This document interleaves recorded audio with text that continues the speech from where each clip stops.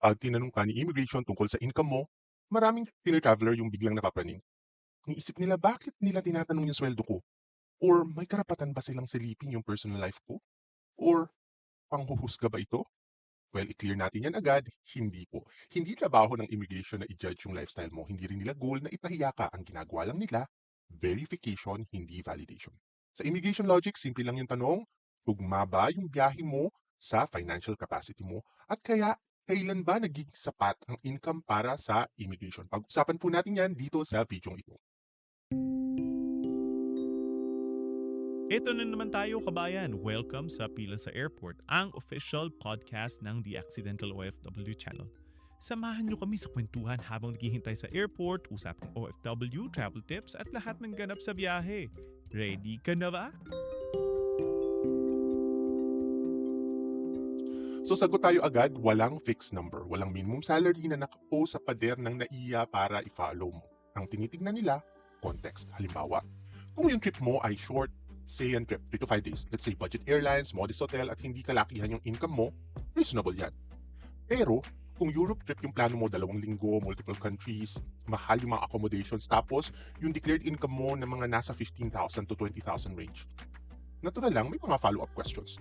Hindi dahil bawal yung mangarap, hindi dahil wala kang karapatang mag-travel kung ganun yung sweldo mo.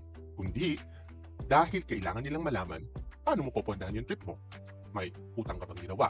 May sponsor ba? May babalikan ka ba pagkatapos?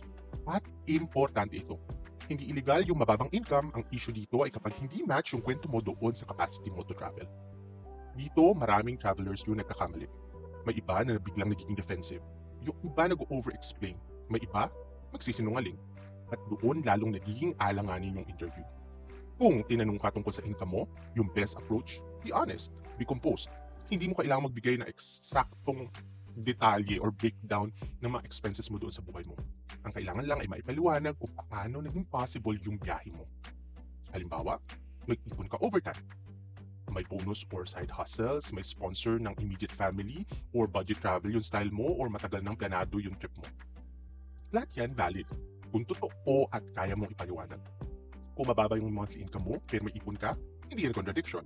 Ang mahalaga ay alam mo kung saan galing yung pera at may sense of explanation pag tinanong. At tandaan, hindi nila ini-expect na milyonaryo ka para makapagbiyahe.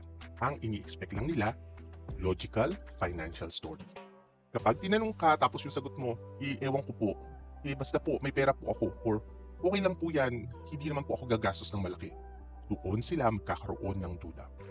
Pero kung kalmado ka tapos sabi mo, budgeted lang po yung trip ko, may ipon po ako at short stay lang naman po, mas magiging maayos yung flow ng usapan. So mga OFW sa episode na ito, gusto kong ipaalala sa inyo, yung income check ng immigration officer, hindi siya panghihiya. Paraan lang niya ito para siguraduhin na yung biyahe mo ay legal, yung biyahe mo ay sustainable at babalik ka pagkatapos ng biyahe mo. Hindi mo kailangang ikahiya kung hindi kalakihan yung kinikita mo. Ang kailangan mo ay clarity, honesty at syempre, confidence doon sa facts na hawak mo. Dahil sa immigration, hindi laki ng sweldo yung kalaban, kundi yung malinaw na kwento. At kapag malinaw yung kwento mo, kahit simple lang yung income mo, mas malaki yung chance, na smooth yung exit, at tahimik yung stamp sa passport mo. Yun lamang po at magandang buhay sa ating lahat and see you po on the next video.